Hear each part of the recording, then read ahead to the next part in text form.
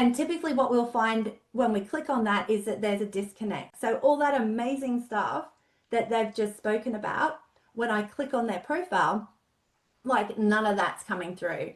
And as I explained to them, if that's your ideal customer, if that's a potential referral partner, if that's, an event coordinator, a conference organizer, and they're clicking through to your profile, but they're then just bouncing right off. You don't even know about that. You don't even know what's bouncing off there. So I think just starting to think about this concept of people meeting you online before they meet you in person and having that overlay of everything that we talk about tonight.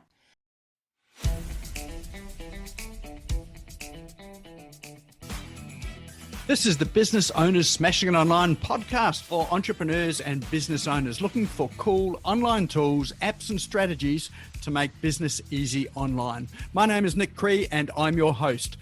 Each episode features a guest expert demystifying the online universe, sharing inspirational ideas and providing tested real-world strategies to help you get the most of what's available online to grow your business today.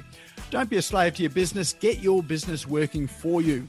Subscribe now and get some great content and ideas for you and your business today. So that brings us through to the favorite part of the show for me, and that's where I get to introduce a guest, and tonight's guest is Kylie Chown. So I know that there are a few people here that do know Kylie, and there are a few people here that don't know Kylie. So you're about to meet her, and she's going to sort of talk about what she knows best and what she does best. So it is LinkedIn. She is an expert in this area. She runs a LinkedIn group, LinkedIn local group up in Brisbane, has been doing that for a while. She's got a membership platform for that as well too. And she really is a super connector that really understands the platform so well and has helped so many people on this platform to get results with it. And in fact, I was in a meeting just this morning. I was telling Kylie this morning, I was in a mastermind group at 7 a.m. this morning, and lo and behold, Kylie's name comes up, and as someone was asking for recommendations about where should they go networking around Brisbane, so Kylie's name popped up there. So she is, so well known in the region for what she does as well. So let's put your hands together. Welcome to the stage, Kylie Chown. Thanks, Nick. Thank you for having me. I had to laugh because I was like, I know where I was at 7 a.m. in the morning, and it wasn't at a mastermind group. I was still all cozy in bed. So thank you. Thanks for having me. So I wanted to start off and share with you a bit of a story about a client who I worked with probably about 6 to 9 months ago now. And for the purpose of today, I'm going to call her Alex. And she was an expert in her field. So she was really, really good at what she did, right? She was great. But the first time I talked to her was on the phone. She told me a bit about her background. She told me a bit about her experience. And she literally said to me, she's like, every time I jump on LinkedIn, I jump on, I scroll through, and I kind of feel like I'm losing at life, right? Because she felt like there were people there who had I'll give you a line when I get in. Maybe like half her experience being called thought leaders. And she knew for a fact that some of these people were winning work that she could do, and not only do, but do better and at a better price point as well. And I guess what we got to with Alex is she was really right? These people were no better than her. They were no better with the output and their delivery, but they were a lot more visible online, particularly LinkedIn. So we've all seen this guy, right? The guy, and I feel a bit bad saying it's a guy, but I'm going to go with it for today, right? We've all seen people like this. They post on LinkedIn, they've had some kind of massive win. They're sharing some game-changing insight, exciting new partnership. Whatever it is, it just looks like that they're on top of the world. And meanwhile, it might kind of feel a little bit like you're in the office, you're doing all the work, you're delivering results. But again, online, we really get this feeling of being invisible. So this is what I want to talk to you guys about tonight, is this concept of visibility, because it really does matter.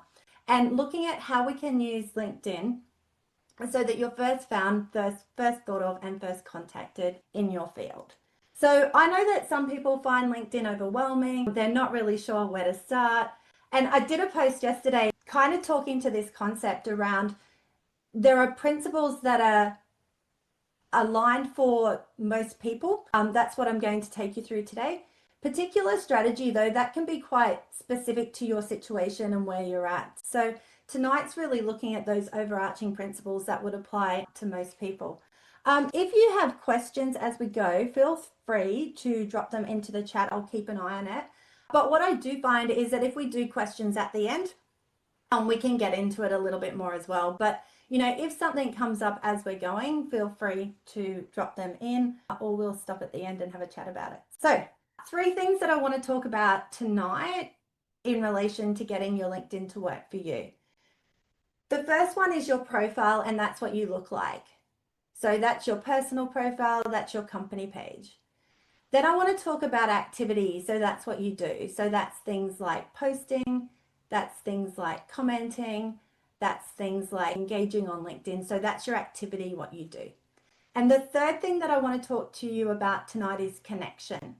So your connection is your network. It's how you engage. So it's how you find people on LinkedIn, how you add them, how you have conversations with them.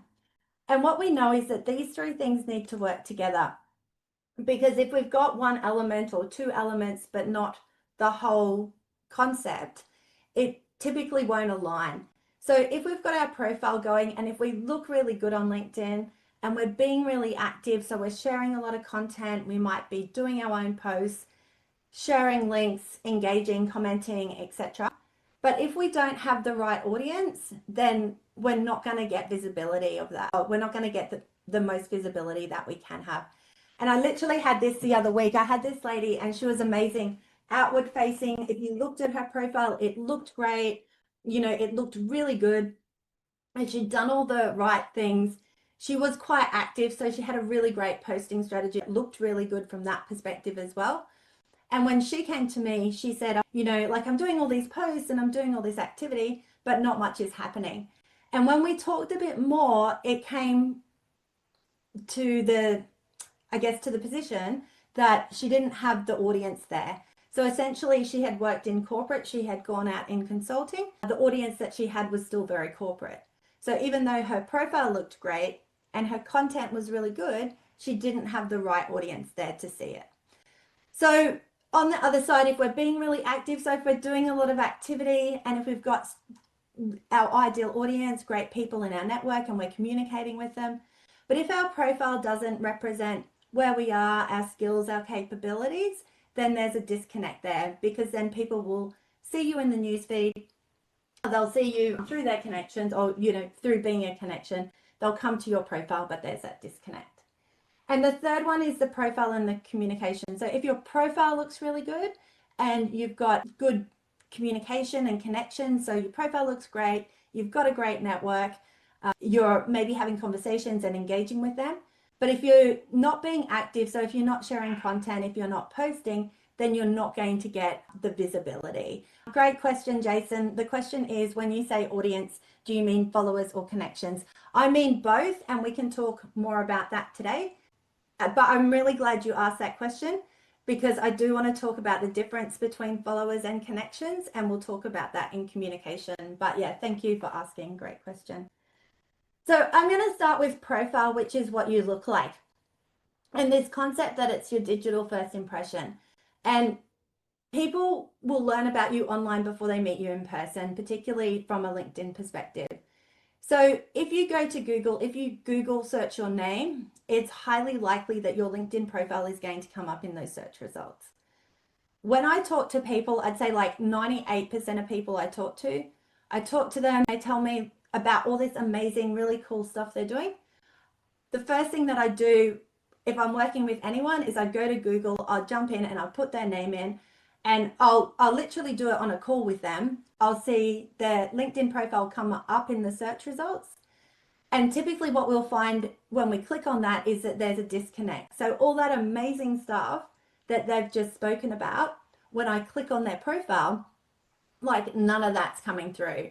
And as I explained to them, if that's your ideal customer, if that's a potential referral partner, if that's an event coordinator, a conference organizer, and they're clicking through to your profile, but they're then just bouncing right off. You don't even know about that. You don't even know what's bouncing off there. So I think just starting to think about this concept of people meeting you online before they meet you in person and having that overlay of everything that we talk about tonight. And I think if we're thinking about profile, whether it's your personal profile or your company page, it's not about describing what you do. So a lot of people will go into their profile talking about all the things that they do, but our profile is a place to start a conversation. So we want to look at creating profiles in a way that create that sense of connection and create that sense of curiosity, because that's going to lead to a conversation. What I find with profiles as an overall observation, particularly for business owners, coaches, consultants, advisors, is that they will talk in their profile a lot about all the things that they do, and that's very important, but it doesn't necessarily create that sense of connection and curiosity, right? So we want to work towards that a little bit more. So a couple of ways to do this. So a lot of people will limit themselves by making their profiles look like a resume. So it's very historic. It's very much around what they've done in the past. And from some angle, there is some relevance in having that, what you've done in the past, because it is credibility. But if it's your customer, if it's your ideal audience, if they're coming to your profile, the first thing that they care about is how you can help them. So again, making it about how you can help them as opposed to making it about yourself. And really using this concept of your profile is a place to tell your story. So people will land on your page, and I've read various statistics from 3 seconds to 5 seconds to 7 seconds to everything in between on how long they'll stay on there. I don't know which one is the most accurate, but I do know that whether it is 3, 5, or 7, it is not a lot of time, right? So we really don't have much time to get people engaged and engaged with our profile as well. So we don't have time to go through all areas of profile today. I'm going to go through some of them because I do want to talk about your content and connection as well. One of the things that I find with most people that they can change really quickly is their LinkedIn headline. So their headline sits under their name. And the reason, so you've got your photo, your name, and your headline there. And the reason that your headline is really important is it follows you everywhere. So if I do a post on LinkedIn, people will see my photo, my name, and my headline. If I make a comment on LinkedIn, people will see my photo, my name, and my headline. If I'm sending people a message in Messenger, that's what I see. When I come up in search, that's what they see. So I think putting a lot of considered thought around your headline is really important.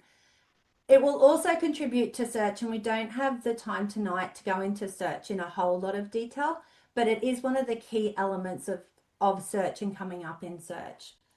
So a quick example for you. So this was from an accounting firm that we were using as an example. And in this particular case, before they updated their profile, it just had like partner and the firm name, right? But the challenge of that is it didn't really tell people who they helped, how they helped them, and who the audience was. So the after on that looked something like, specialist in their area of expertise, and then who they helped and how they helped them, right? So turning complex legal issues into clear business outcomes. So you can see how that's a really big shift from just having your job title and where you work to having that more personally branded positioning statement that also aligns with who you help and what that looks like. Your about section. So again, I'm going to keep the profile area pretty light because I know we want to talk a lot about content and connection, but it is important.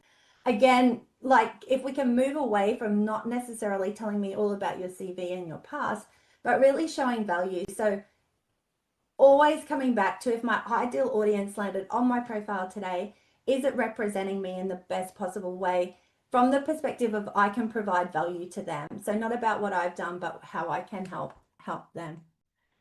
So the next thing I want to talk about is activity, which is what you do. And literally while Nick was talking, he had said something and I went and found something. So hopefully this works.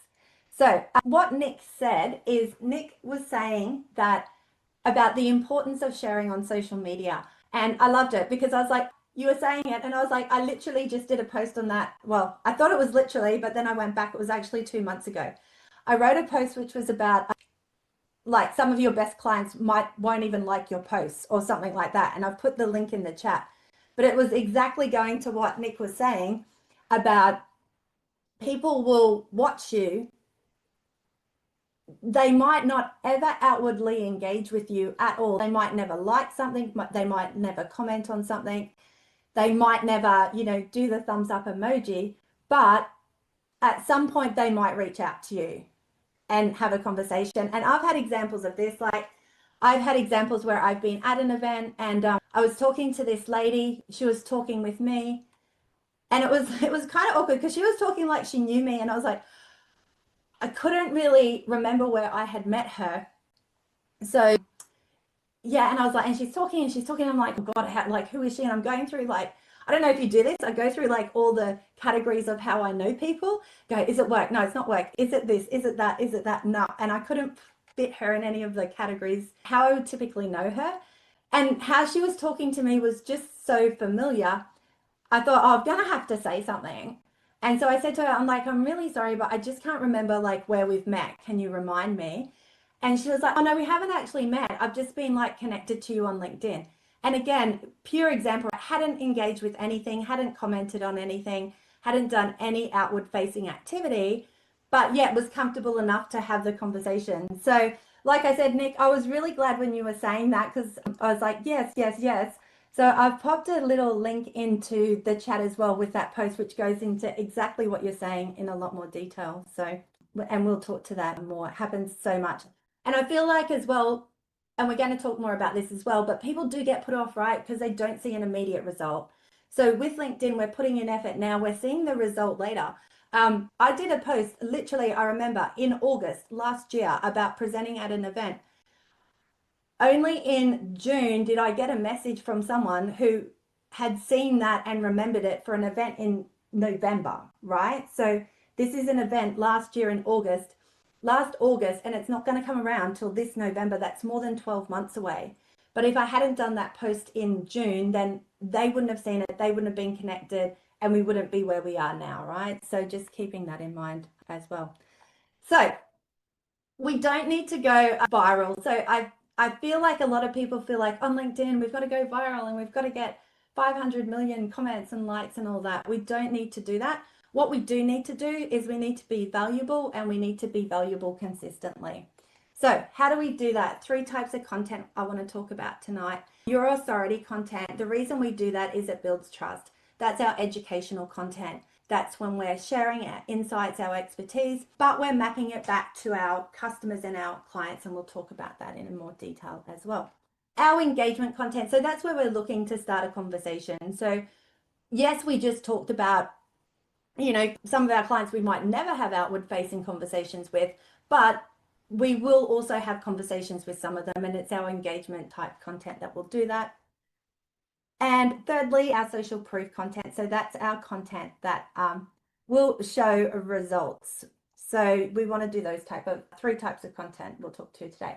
There is a data point that looks at the percentage of people who actually share content on LinkedIn weekly or consistently, and it's super low, like it's less than 3%. And I think for that reason, it's really looking at it as an opportunity, whether you're a firm, a professional, a leader, to have a voice and have a point of view on LinkedIn. So I am going to go to chat. I'm going to get you guys just to have a think about, and if you're comfortable putting it into chat, like if you're not sharing content, why not? If you're not sharing content regularly, why not? If you want to put that in. If you feel like, yeah, you've got it nailed, you're sharing content regularly, maybe put in some reasons why you think other people wouldn't. So I'm going to give you a second to do that in the chat. Cameron is too busy. That comes up a lot. I'm sharing content when I can, no time, which is kind of like too busy, hey? I go hot and cold. Yeah. No imagination, not sure what to share. Yeah, interesting, Colin. Colin said I share regularly, but I get virtually no feedback. Post 2 times a day and follow up on birthdays. It's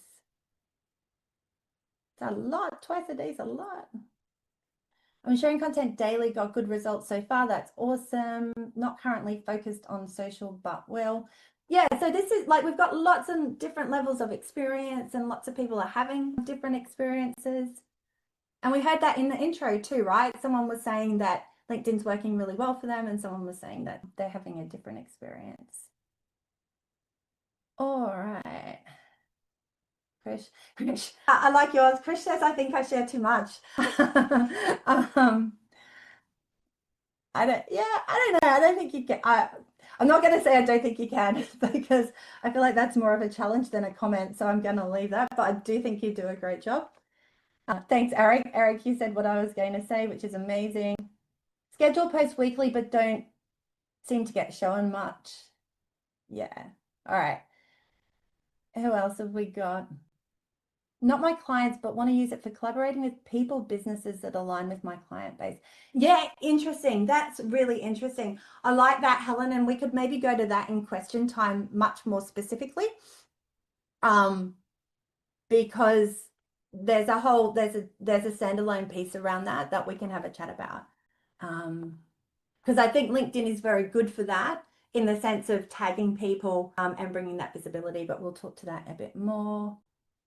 All right, cool. So I do this question in I'm going to say just about every session that I do. And I've got and then at the end of the session, I basically like then go and rejig this list, right? But basically 10 top reasons that I've heard. And I think I've got a lot of these here tonight. A lot of these are similar, but who would even be interested? So some people go, why post? Who's going to be interested? Some people will say to me, I don't want to be annoying. Like, I don't want to be that person on LinkedIn that every time I open is right there. Like, I don't want to be that. So sometimes we get that. Sometimes people will say, I don't know how to make my posts look great. They might say, like, what if people judge me? Like, what if I put content out and someone says something about it? What if I'm wrong? What if I put out something and someone says you're wrong? I don't have time. That is a very popular one. We've seen that tonight, variations of either we don't have time or we're too busy. Afraid of negative comments. One person said to me, I don't see the point, and I think it's a total waste of time. Is everyone else doing it? That's probably a bit more in the corporate space, to be honest. They'll be more concerned about if their peers are doing it, not so much with business owners. It's not typically an issue. Same with this one. It's my profile. It's my life. Now, if we look at all of these things, what do you think? Like, does anyone want to share in the chat? Just like, do you see anything in common with all these statements? Like, what's kind of coming out? Judgment. Yep, that's a great one. Good. Yeah, good. Amanda's nodding. Yeah. What have we got in chat? Fear of, yep. Most are not consistent. Yep. Lack of strategy. Yeah, good point, Cameron. Lack of confidence. Yep. Don't want to go public for most people I'm seeing. Don't want to go public for most people I'm seeing. Yes, great. Nick, you win. You win the prize in your own session, which is you. Me focus rather than you focus, right? So if we look at all these statements, they're all about me, right? They're like, who's going to be interested in me? I don't want to be annoying. I'm unsure what to do. What if I'm wrong? I don't have time. They're all me statements. So I think one easy way to really flip this is to like make the community the stars of your content, right? So make your content about other people and bring them into it when you can, because then it takes it away from we're making statements, we're making it about us. It's making it about the community. As in, what's a recount? I made the comment first. Oh, I'm sorry, I didn't see your comment. You'll have to fight Nick for it at the end. But maybe we could have a draw. But what we want to do is we want to make our content, we want to make our community the superstars of our content, right? Some really great examples of people doing that. And Krish, I wasn't sure if you were coming, but I did have this example. This is your post. You did not know about this, but I do want to talk about it in a very positive way. It also was about my event. So I thought, well, that's a double positive. So good one to share. But if we look at the post on the left, Krish came to an event. He did an amazing post. And you can see here, there's nothing about him. He's not talking about him. And like about what he's doing, but he's talking about the event, and he's talking about other people, and he's gone through and tagged them. He is sharing his insights at the end, which is great. But again, it wasn't like I went and I did this and I did that and I did this and I did that, right? So really great example there, Krish. Thank you for doing that post and for being our, I think we came up with a new word. I think it's voluntold, for being our voluntold tonight. I do like to make up words, so I think I'm going to claim that and use that as well. But yeah, great example, right? So, and obviously I don't have visibility on Krish's profile from the back end, but I would assume that post is done quite well, right? Because outward facing, I can see that you had like 73 people engage with it, 30 comments, and 2 people shared it. So my assumption based on that is that your impressions are going to be quite high, right? So we can look at that.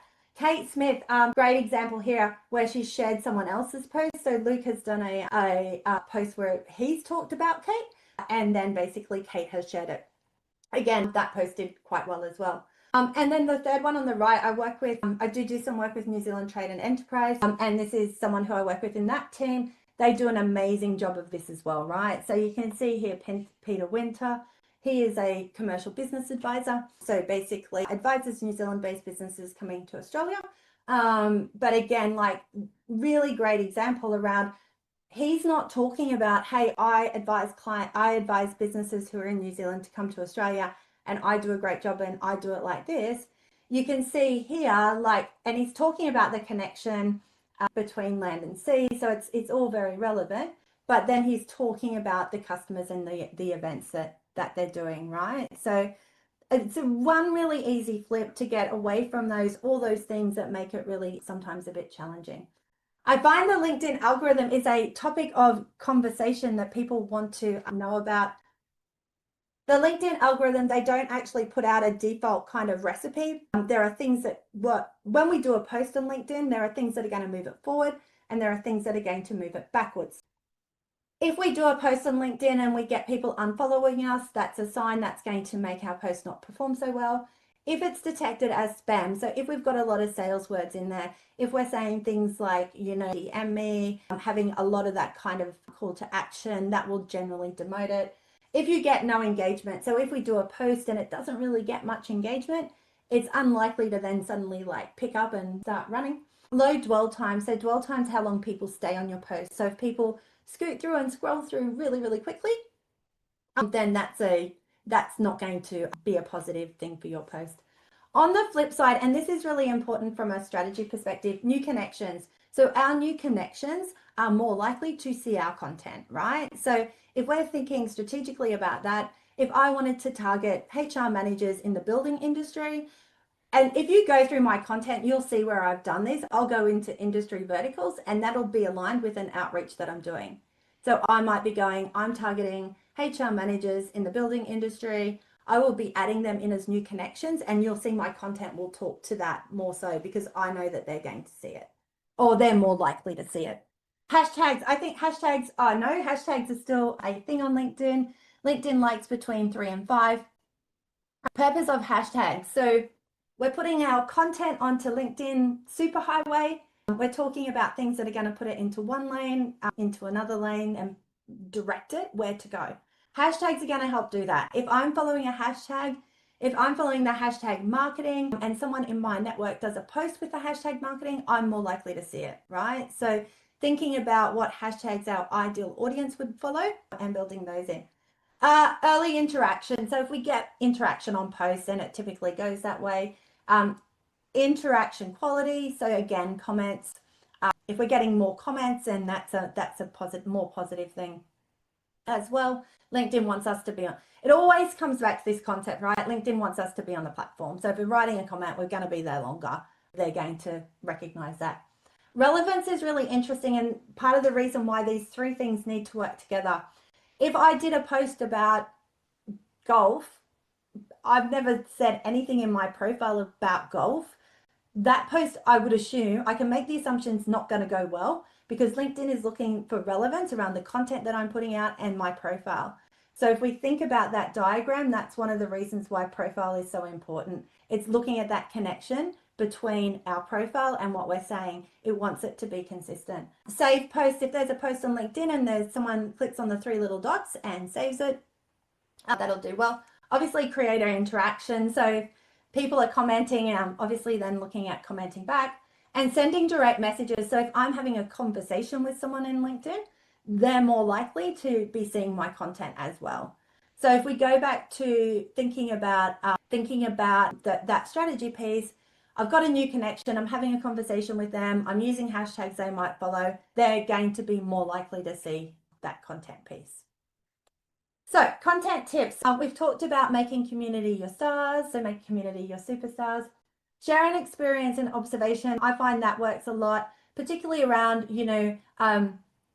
people who have concerns around people challenging their content. So that can be, and we don't have to name them, and I do this quite regularly. I'll say I worked with a marketing team. This was the problem that they had. This is what we did. And then this was the result. I'm not naming them, but I'm sharing an experience. What that does is it shows who I can work with, but it also then is positioned as an experience. So if someone was to come back and say, hey, that's wrong, then I can say, that's cool. You just had a different experience to me, right? Sometimes I will go out and say technically factual stuff, and that's if it's technically correct, but I'll make sure it is before I do that. But if it's, because everyone's strategy is different, right? I can't say this is the strategy for everyone. But I can say this is an audience and this is what worked for them in my experience. And one post, one purpose. So sometimes we see posts and they go all different ways and it can be a little bit confusing. So thinking about when we're doing a post, what is the purpose of it? And just keeping to that as well. Amanda, I love that because I live in fear always. Yeah, it comes up so much. It's interesting that you put that in there. That comes up so much because I've not yet got my head around it properly, to be honest. I feel like people look at LinkedIn and just feel a bit overwhelmed by it, or a bit more people are going to be more challenging and things like that. And I actually find the opposite myself. And I think kind of thinking of it from the perspective of people are there with their work hat on. So if they're an employee, any activity is going to reflect back on them. If it's a business owner, any activity is going to reflect back on them. But yeah, I think that kind of sharing it as an experience, as an observation can help out with that as well. A really basic post structure I want to take you through. So we look at a post structure where I've got a statement, 3 key ideas and a close. I'm not going to go through all of this in great detail today, but essentially if we're challenged with writing posts, starting with one of these statements, and it can be I worked with a client, it can be I attended an event, it could be I read an article, I listened to a podcast, did you know, have you wondered? And then basically you could take your 3 key ideas from the next column, right? So we could go, what I learned, or ways to make this work for you, or what they did. Common mistakes I tend to not do myself, but some people like them. Steps to success, etc. And then we want a closing statement. So I thank you, a summary. Again, when I do all my posts, they follow this format always to this format, but the length of detail goes into various degrees. But it could be, I read an article, here are 3 things that I found interesting. Here's a tool and or a resource that you can use as well. And then our communication. So this is our networking piece. And I think thinking about how we can grow our network without feeling salesy, and I think we need to think of it in the way of moving away from, we're not adding connections, but we're looking at building relationships, right? So when we're having conversations in Messenger, looking at how we can have intentional conversations, intentional follow-up, and also that value add as well. So, and earlier someone asked about connections and followers, and I think that's a really important point, and I'm glad that they did, because there is a difference. If I'm a connection, it's a 2-way relationship. So if I'm connected to Amanda, I reach out to her, she needs to accept, we become connections. It's 2 ways. She can see my content, I can see her content, we can have a conversation. That is different to a follower. If I am just following Amanda, then I am following her, I'm just seeing her content. she's not necessarily seeing my content, right? Because she might not be following me back. So my personal preference is usually, so I'm seeing lots of questions. I'm going to get to them at the end, but keep putting them in. My preference is usually to have that connection because I want to see the content that they're putting out as well, and I want to have a conversation with them. So if I was just following Amanda and if I wanted to have a conversation with her because we're not connected, I mean, I could send her an email, but that's just going to be spammy and she's probably going to go, why are you mailing me? So we want to ideally have connections there as well. But thinking about this as this, I kind of like this concept, right? Every time we leave a comment, it's our handshake. Every time we post, every post you engage with is a room you walked into, and every DM you sends a coffee chat that could lead to something. So just thinking about this concept of we're taking our online, in-person network online as well, and what that looks like. What I find is a lot of people build their network passively. I do it. Like I'll get my phone and I'll jump on LinkedIn and I'll scroll through and I will just react to what's in front of me. Absolutely. People will typically they'll do that. And then they'll kind of wonder why nothing happens. And I think what's missing there is the intention. So, I think thinking about what's the intention of LinkedIn, what's the connection strategy, identifying your ideal audience, reaching out proactively, connecting with them. Like I've got a list, so I don't have Sales Navigator at the moment. There is a question about Premium and Navigator. I don't have Navigator, I do have Premium. Basically what I have got is I've got a document, and if I go to someone's profile, if I go to their posts, I can copy the URL, which is the www part. I pop that into my document. I've got 3 categories. I've got clients who are current clients. I've got potential, so potential people who I want to work with at some stage. And then I've got one which is community. So they're just like people I like and people who I want to support. I'll have them listed under there. So basically when it's my time to be on LinkedIn, I will purposely go through those, go straight into their posts and see if there's something that I want to engage with. And then basically when I am doing that kind of random scrolling, because I've told LinkedIn what I want to see, I'm more likely to see that.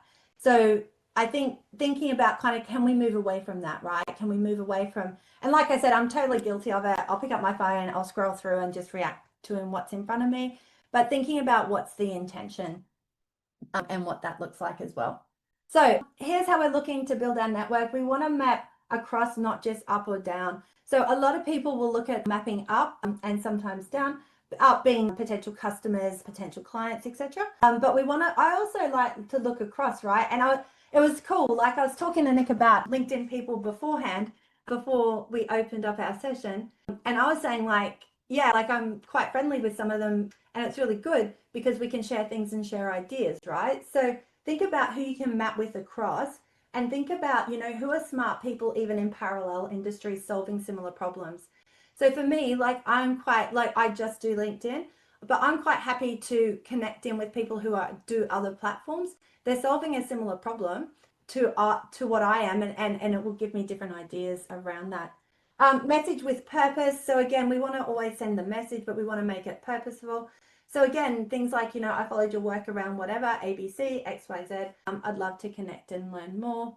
And thirdly, keep the connections warm. So it's interesting. I find a lot of people will do the profile piece. They'll start posting, they'll start adding their new connections, and then they'll just stop for some reason. So looking at how you can keep that relationship warm.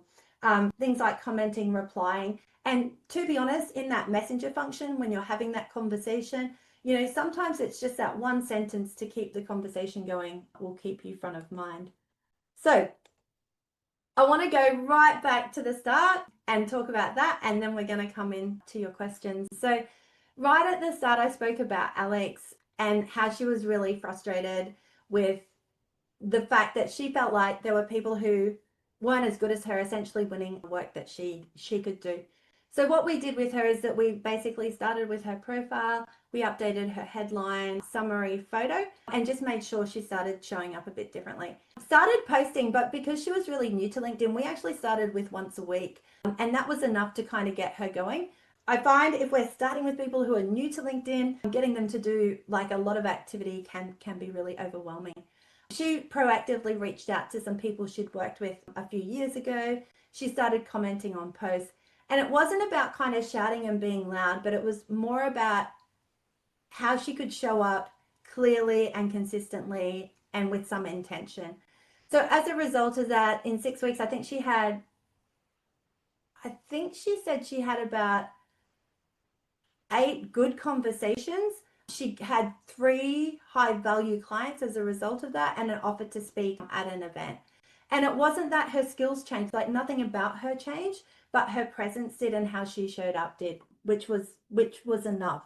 So I'm going to go to questions, but before I do that, I would just encourage you guys to think about what you're going to do moving forward. So, and what things that you can do to help people find you and be more findable. So it might be updating your headline. Hopefully it's connecting with someone that you met here. I've been seeing you drop your links into the chat. If you haven't done that already, I would encourage you to absolutely do that. When you are on LinkedIn, and I'll just show you how to do that. So when you're on LinkedIn, sorry, my screen share did that work? Hold on a second, start. I told Nick I could use Zoom. Hold on a minute, I'm gonna go to that one. So I want to show you how to do it. So yeah, that worked. So basically, like when we're on LinkedIn, if we copy the URL, which is that www bit there, copy it, and then if you just pop that into the chat, then those who want to connect with you can. And like I said, I can see that some of you have done that already.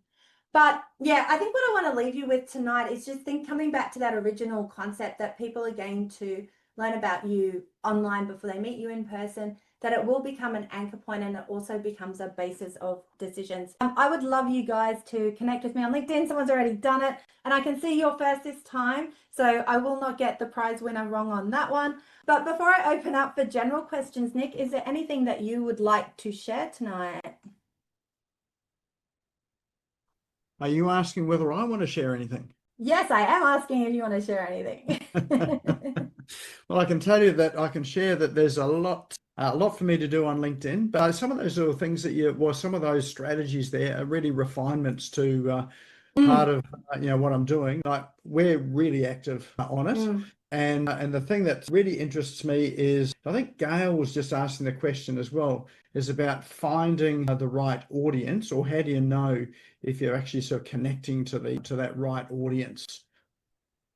Yeah, great. So I'm just going to go up and see if I can just see. Oh, Gail, do you want to come in and tell us what you're thinking? Sure. I remember you. I was like, and when I seen your name, I was like, I know that name. And I was doing that thing in my head where I went through all the categories of how I know people. I'm like, is it work? Is it sport? Is it this? Is it a kid thing? But then and I was like, yes, of course. So yes.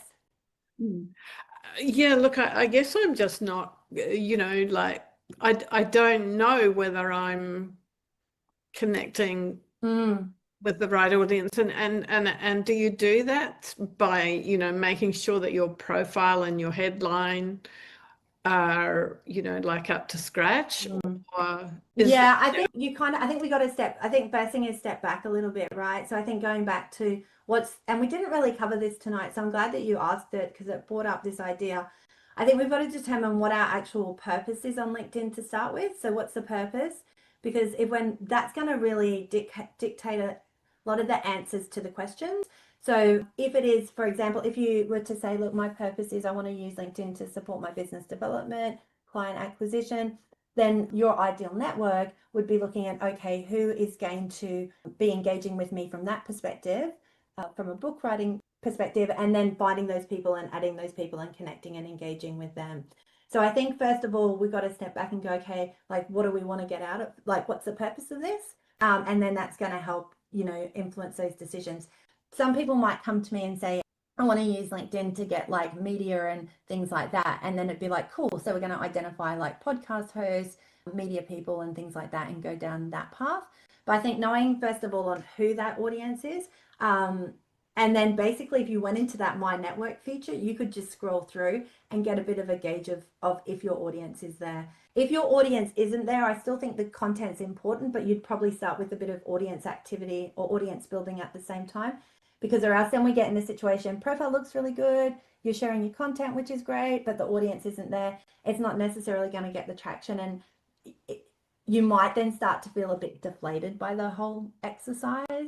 Yeah. Does that answer your question? Yeah, thank you. That's really good. What was that you said about My Network something or other? Oh, yeah. So when you're on LinkedIn, so I'll just show you on, I'm going to bring it over here so I don't have to keep looking over there. So if I'm on here,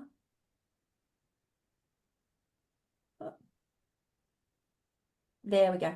So if I'm on LinkedIn here, if I go up into, let me just get rid of that. If I go up into My Network, just that's going to show my connections. Yeah. Sure. Okay, gotcha. Yeah. But I would be just going through that and just saying, I'm just hesitating because I think there might be people, I'm not saying get rid of people if they're not, because you want to keep like friends and supporters, and you might keep other people in there. So I don't want it to come across that I'm saying like if they're not, we don't want them there. But also we do want to have some of them there as well, right? Like we want to make sure that they're in that mix. Yeah. But yeah, great question. Thank you. And thanks for coming. Thank you. Enjoying. Yeah, amazing. Thank you. I've got another one here from Mike, who's just asking about, should I follow up on impressions? So where's Mike? Is he here? Do you want to come on, Mike, and talk to us?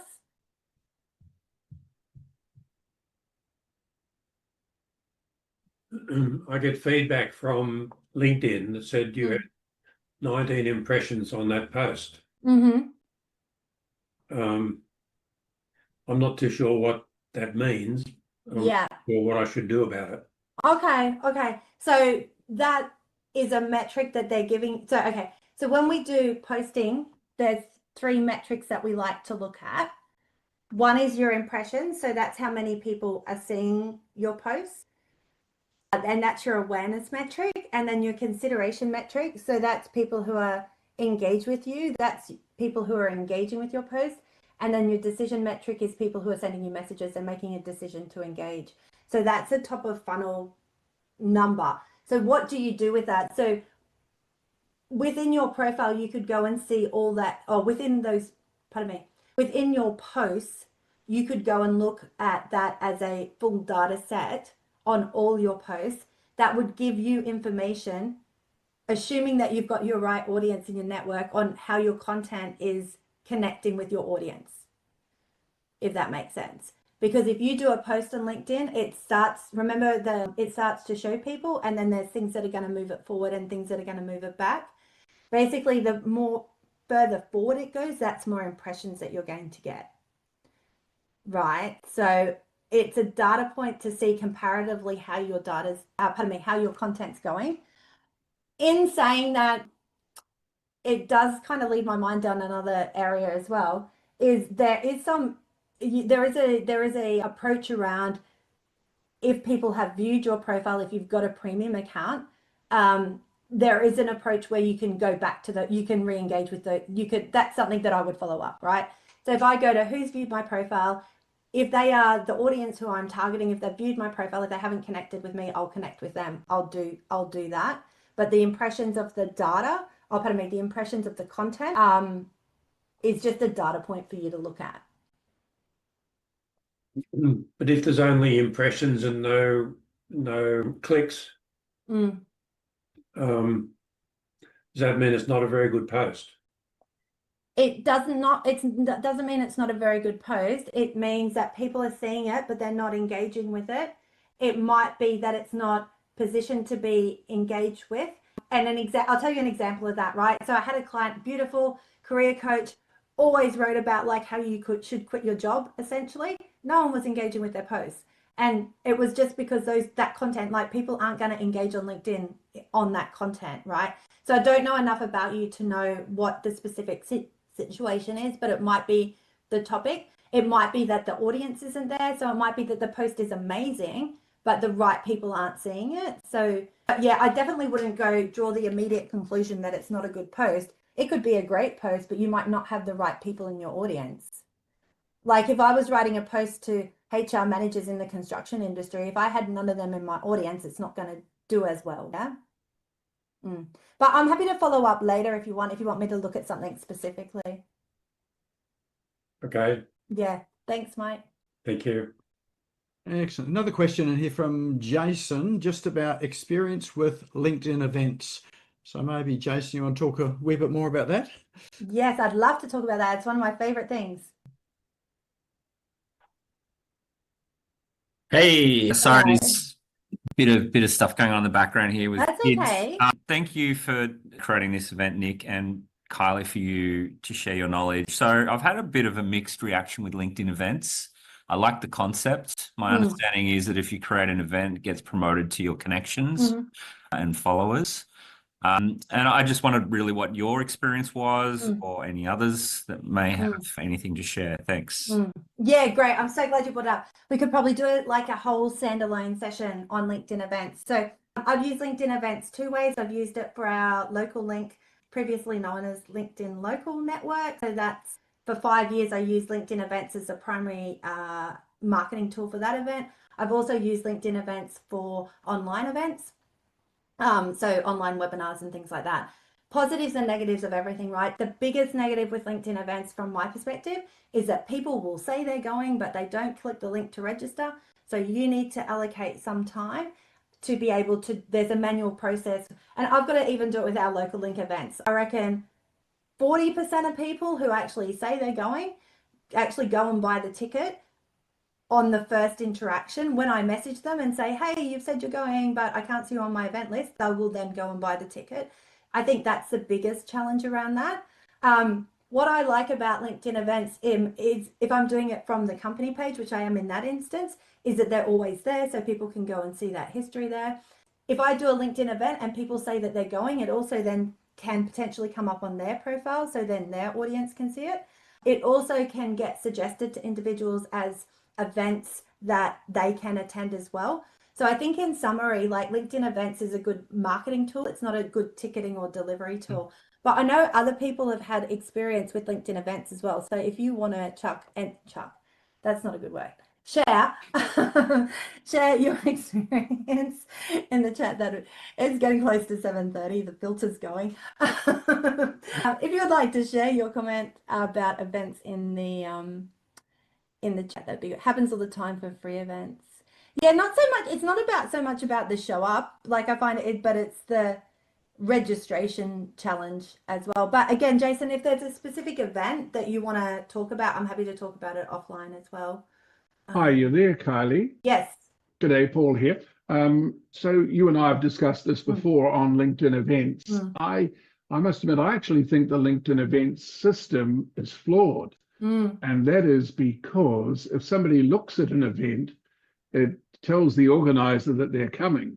Whereas in fact, when you talked about them not showing up, they perhaps didn't have any intention of coming. They just simply looked at the event. And I must admit, I actually think it's a real weakness in the LinkedIn events process. It sends the wrong signal to the organizer. Do you have any thoughts? Yeah, absolutely. I think if they could streamline that ticketing process as well, that would, because then people would have to do that ticketing action, and then that would be another level of commitment as well. Yeah. Thanks.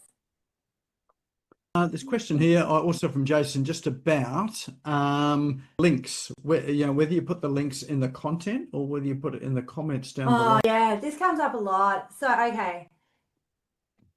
I think there's a technical answer and there's a practical answer, right? So, technically, LinkedIn doesn't like you sending people off platform. In saying that, I think you've also got to think about your customer experience. So, and it's still going to show some people. So when I do a post about the event, say for example, if I'm doing an organic post about the event and it's specific, the purpose of that post is to sell tickets to that event, I'll put the link in the post because it makes sense, right? It still gets visibility. People still engage with it. Would it get more if I took it out? Maybe. But to me, like having them have a better experience and interaction is more important than maximizing the impressions, if that makes sense. So I think sometimes we can get caught up in like, we've got to do it this way, we've got to do it that way, but lose the experience for the customer. LinkedIn used to have pinned comments, which was great. Like, I liked it then, right? You could put it in the comment, pin it up the top. Great, happy days. But the problem is that if we put it in a comment, then other people start commenting, then it gets lost, and then people are commenting, where's the link? And then it's just like, nah, let's just put it in the post, make it simple, make it easy, make it a good experience for them. So it's a bit of a balance between rules, like, I want to say rules even, like the principles and the practicality. I think we need to balance that out. And it's not always the principles that overlay it, because if I've got someone looking for a link that they can't find to an event they want to go to and they're just getting frustrated, to me, that's a worse outcome than having 10% less visibility. Fabulous. All right, just another question just about posts. I'm so glad you're doing this because I can't keep up. Posts and articles. Should I do both or focus on which? Oh, I like that one too. Different things for different purposes. So a post is in the newsfeed, goes through the newsfeed, it eventually drops off. Then you've got your newsletter and your article. So we'll separate them out for the purpose of today. An article, the benefit is it creates its own standalone URL. So it's searchable by Google. So it can be indexed in a Google search. If you were going to do an article, my personal preference is usually to actually make that into a newsletter. Reason being is that a newsletter will go to your, when people subscribe to your LinkedIn newsletter, they will get an email with the newsletter. So it goes into their email, and they will also get a notification of it as well. So it's a more direct path to your content. Different things, different purposes. Like, I like to talk about the positives and the not so good things, right? The challenge with LinkedIn newsletters is that you're still building it on LinkedIn. So at some point you want to get that conversation off LinkedIn, either into your internal CRM or database or conversation. But for a way to get content in front of people much more directly and much more, I don't want to say guaranteed, that's not the right word, but more that they're more likely to see it, I think the newsletter is the way to go. And if I was doing an article strategy, I'm just thinking, I don't know that there'd be a reason to do it. Like, if I'm doing an article, I would just make it a newsletter to get the advantage of it being able to go to people's email and also them getting a notification of it. Excellent. All right. What else we got here? I had one here. If people like or love your post, should you follow up? Yeah, so really good. Not like, okay, so personally what I do is I don't do it for everyone, because there are people who might engage with my stuff quite frequently, and it'd just be weird, like if every time I sent them a message saying thank you, thank you, thank you. So but I do it purposely. So for example, an example of that is if I literally did it the other day. I did a post about professional associations. I've got a proposal out with an association. Someone from the association like engaged with the post.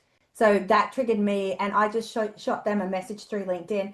And it wasn't to follow up on the proposal. It was like, hey, it was great to see you on LinkedIn. Thanks so much for liking my post. I think I said something about, let me know when you want to do the follow-up call. Do you know what I mean? So I used it as an opportunity to re-engage a conversation. So again, I don't do it for everyone, because that would be a lot. And sometimes I can't think of another way to, sometimes it would just be a bit weird if I was saying the same thing. But if it's someone who I'm having an interaction with and there's a purpose around it, then I will. All right, we're just about there. There is just a question about premium. What is it? And Navigator. Advantages of free, premium, and Navigator.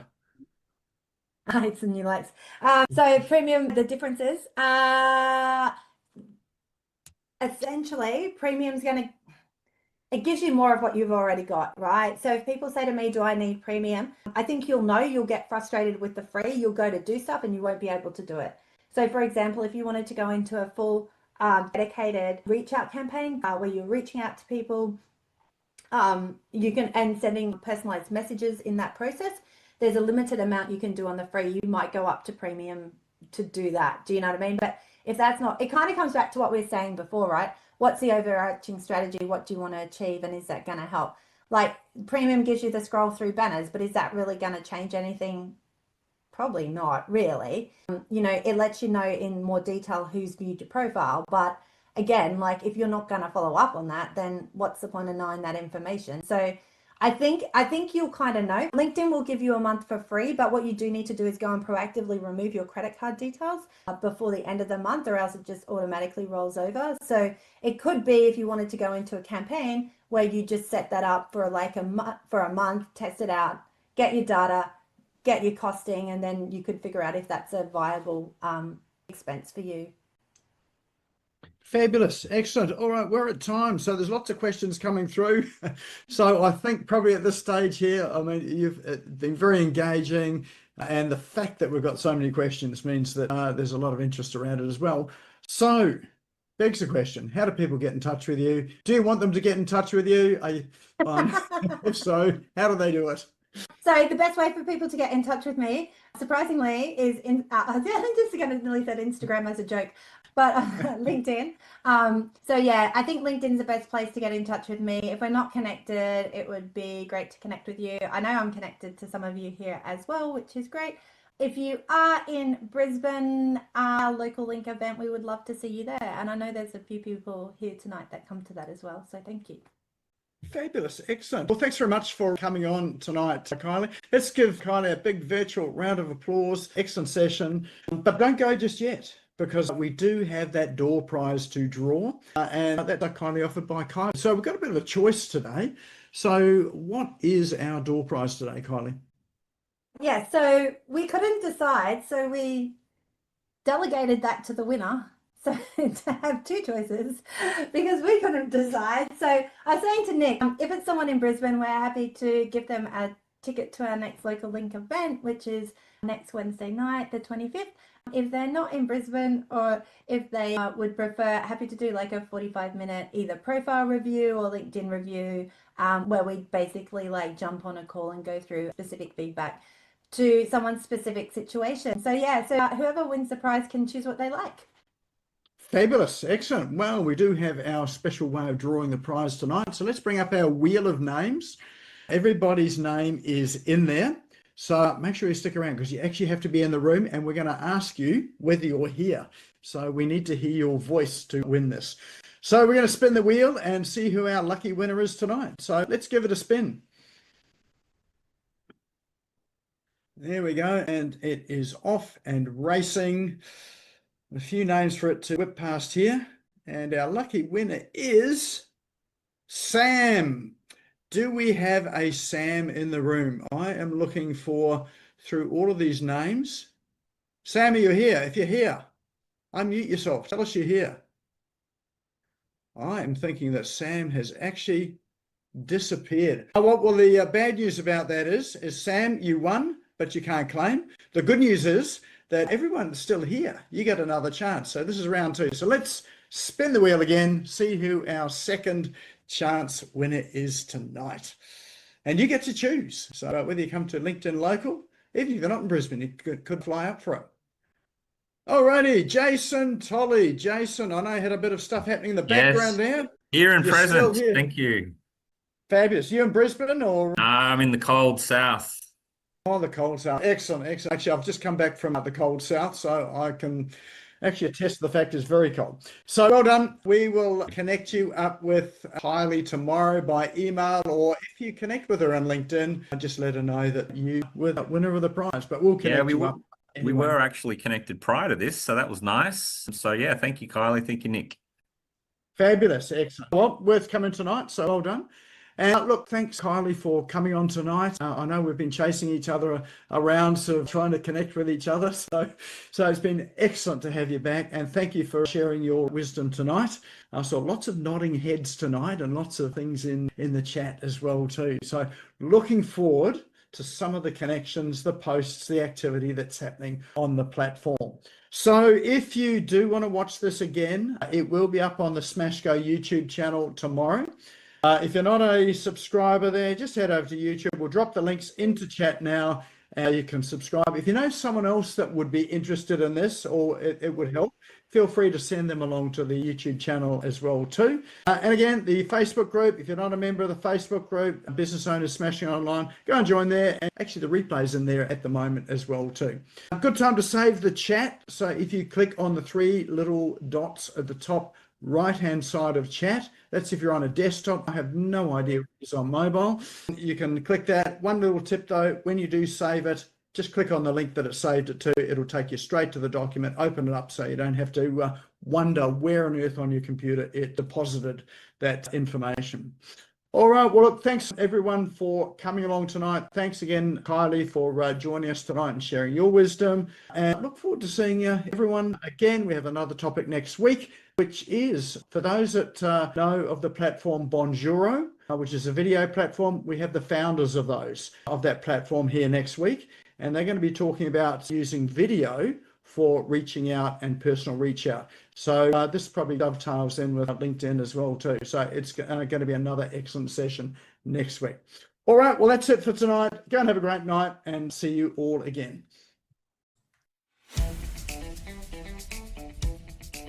Thank you for tuning in and listening to the Business Owners Smashing It Online podcast. You can also find me on social media and online. Just search for Business Owners Smashing It Online and Nick Cree, spelled Nickcree, all one word. If you like this and want to hear more, subscribe now. Until next time, don't be a slave to your business. Get your business working for you.